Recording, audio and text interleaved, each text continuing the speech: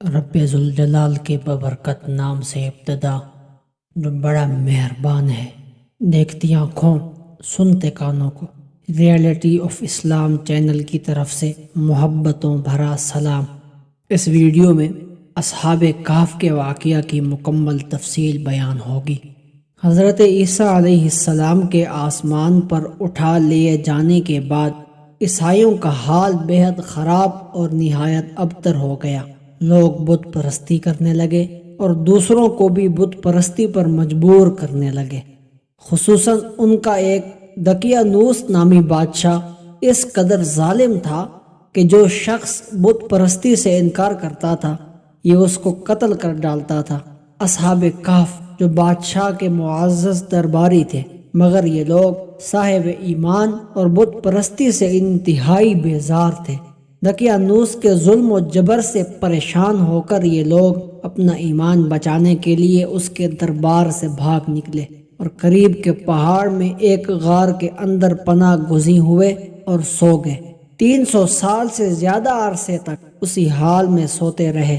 دقیانوس نے جب ان لوگوں کو تلاش کرایا اور اس کو معلوم ہوا کہ یہ لوگ غار کے اندر ہیں تو وہ بے حد ناراض ہوا اور فرتے غیظ و غضب میں یہ حکم دے دیا کہ غار کو ایک سنگین دیوار سے بند کر دیا جائے تاکہ یہ لوگ اسی میں رہ کر مر جائیں اور وہی غار ان لوگوں کی قبر بن جائے۔ مگر دقیانوس نے جس بندے کے سپرد یہ کام کیا تھا وہ بہت ہی نیک دل اور صاحب ایمان آدمی تھا۔ اس نے اصحاب کہف کے نام، ان کی تعداد اور ان کا پورا واقعہ ایک تختی پر لکھ کر تانبے کے صندوق کے اندر رکھ کر دیوار کی بنیاد میں رکھ دیا اور اسی طرح کی ایک تختی شاہی خزانہ میں بھی محفوظ کرا دی۔ کچھ دنوں کے بعد دقیانوس بادشاہ مر گیا اور سلطنت بدلتی رہی، یہاں تک کہ ایک نیک دل اور انصاف پرور بادشاہ جس کا نام بے دروس تھا تخت نشین ہوا، جس نے تقریباً 70 سال تک بہت شان و شوکت کے ساتھ حکومت کی۔ اس کے دور میں مذہبی فرقہ بندی شروع ہو گئی اور بعض لوگ مرنے کے بعد اٹھنے اور قیامت کا انکار کرنے لگے۔ قوم کا یہ حال دیکھ کر بادشاہ رنج و غم میں ڈوب گیا اور وہ تنہائی میں ایک مکان کے اندر بند ہو کر رب ذوالجلال کے دربار میں نہایت بے قراری کے ساتھ گریہ وزاری کر کے دعائیں مانگنے لگا کہ یا اللہ کوئی ایسی نشانی ظاہر فرما دے تاکہ لوگوں کو مرنے کے بعد زندہ ہو کر اٹھنے اور قیامت کا یقین ہو جائے۔ بادشاہ کی یہ دعا مقبول ہوئی اور اچانک بکریوں کے ایک چرواہے نے اپنی بکریوں کو ٹھہرانے کے لیے اسی غار کو منتخب کیا جس میں اصحاب کہف موجود تھے اور دیوار کو گرا دیا۔ دیوار گرتے ہی لوگوں پر ایسی ہیبت و دہشت سوار ہو گئی کہ دیوار گرانے والے پریشان ہو کر وہاں سے بھاگ گئے اور اصحاب کہف بحکم الہی اپنی نیند سے بیدار ہو کر اٹھ بیٹھے اور ایک دوسرے سے سلام و کلام میں مشغول ہو گئے اور نماز بھی ادا کر لی۔ جب ان لوگوں کو بھوک لگی تو ان لوگوں نے اپنے ایک ساتھی یملیخا سے کہا تم بازار جا کر کچھ کھانا لاؤ اور نہایت خاموشی سے یہ بھی معلوم کرو کہ دقیانوس ہم لوگوں کے بارے میں کیا ارادہ رکھتا ہے۔ یملیخا غار سے نکل کر بازار گئے اور یہ دیکھ کر حیران رہ گئے کہ شہر میں ہر طرف اسلام کا چرچا ہے اور لوگ اعلانیہ حضرت عیسیٰ علیہ السلام کا کلمہ پڑھ رہے ہیں۔ یملیخا یہ منظر دیکھ کر محو حیرت ہو گئے کہ الہی یہ ماجرا کیا ہے کہ اس شہر میں تو ایمان و اسلام کا نام لینا بھی جرم تھا، آج یہ انقلاب کہاں سے اور کیسے آ گیا؟ پھر وہ ایک نان بائی کی دکان پر کھانا لینے گئے اور دقیانوسی زمانے کا روپیہ دکاندار کو دیا جس کا چلن بند ہو چکا تھا، بلکہ کوئی اس سکہ کا دیکھنے والا بھی باقی نہیں رہ گیا تھا۔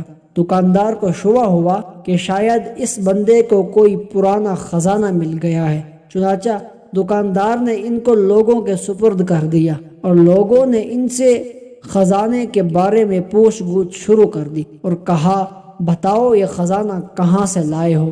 یملیخا نے کہا کوئی خزانہ نہیں ہے، یہ ہمارا ہی روپیہ ہے۔ لوگوں نے کہا ہم کس طرح مان لیں کہ یہ تمہارا روپیہ ہے؟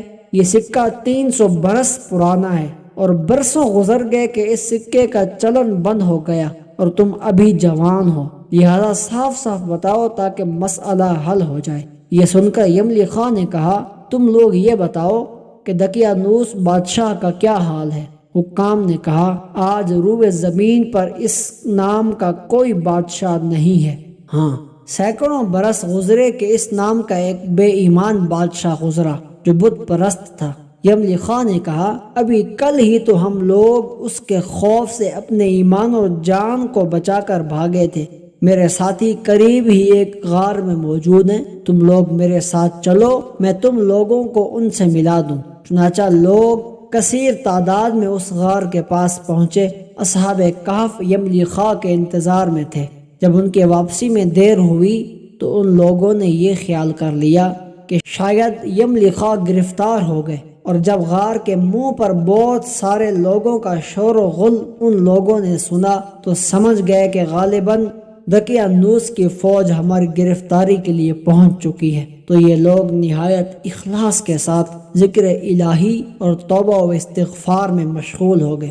لوگوں نے غار پر پہنچ کر تانبے کا صندوق پر آمد کیا اور اس کے اندر سے تختی نکال کر پڑھا تو اس تختے پر اصحاب کہف کا نام لکھا تھا، اور یہ بھی تحریر تھا کہ یہ مومنوں کی جماعت اپنے دین کی حفاظت کے لیے دقیانوس بادشاہ کے خوف سے اس غار میں پناہ گزین ہوئی ہے۔ تو دقیانوس نے خبر پا کر ایک دیوار سے ان لوگوں کو غار میں بند کر دیا ہے۔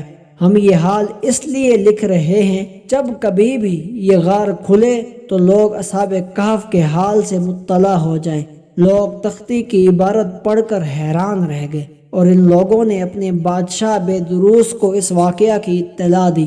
فوراً ہی بےدروس بادشاہ اپنے امراء و وزراء کو ساتھ لے کر غار کے پاس پہنچا تو اصحاب کہف نے غار سے نکل کر بادشاہ سے معانقہ کیا اور اپنی رودات بیان کی۔ بےدروس بادشاہ سجدہ میں گر کر رب تعالیٰ کا شکر ادا کرنے لگا کہ میری دعا قبول ہو گئی، اور اللہ تعالیٰ نے ایسی نشانی ظاہر کر دی جس سے موت کے بعد زندہ ہو کر اٹھنے کا ہر شخص کو یقین ہو گیا۔ اصحاب کہف بادشاہ کو دعائیں دینے لگے کہ اللہ تعالیٰ تیری بادشاہی کی حفاظت فرمائے، اب ہم تمہیں اللہ کے سپرد کرتے ہیں۔ پھر اصحاب کہف نے السلام علیکم کہا اور غار کے اندر چلے گئے اور سو گئے، اور اسی حالت میں اللہ تعالیٰ نے ان لوگوں کو وفات دے دی۔ بادشاہ بےدروس نے لکڑی کا صندوق بنوا کر اصحاب کہف کی مقدس لاشوں کو اس میں رکھوا دیا، اور اللہ تعالیٰ نے اصحاب کہف کا ایسا رعب لوگوں کے دلوں میں پیدا کر دیا کہ کسی کی مجال نہیں کہ غار کے منہ تک جا سکے۔ اس طرح اصحاب کہف کی لاشوں کی حفاظت کا انتظام اللہ تعالیٰ نے کر دیا۔ پھر بےدروس بادشاہ نے غار کے منہ پر ایک مسجد بنوا دی اور سالانہ ایک دن مقرر کر دیا کہ تمام شہر والے اس دن عید کی طرح زیارت کے لیے آیا کریں۔